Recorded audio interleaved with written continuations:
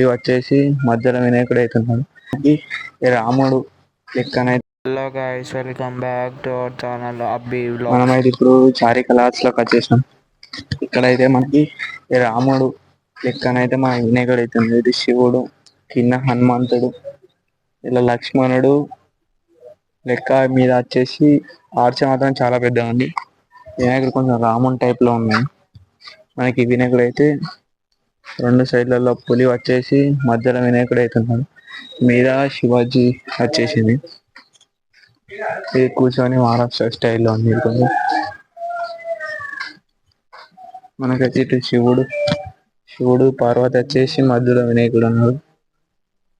ఇవి పక్కకి వెంకటేశ్వరుడు, మీద పాముల బ్యాక్గ్రౌండ్ లో కింద మన గణపతి అయితే కూర్చున్నాడు.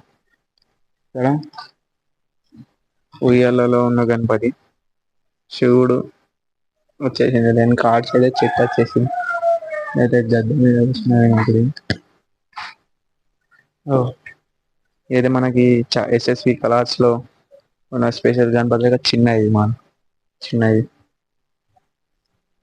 ఇలా ఉంటాయి వినాయకుడు.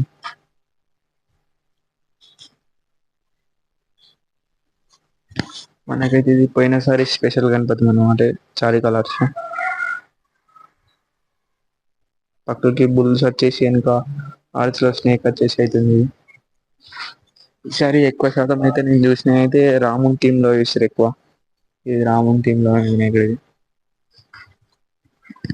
స్పెషల్ గణపతి. మనకి శివుడు అవుతుంది.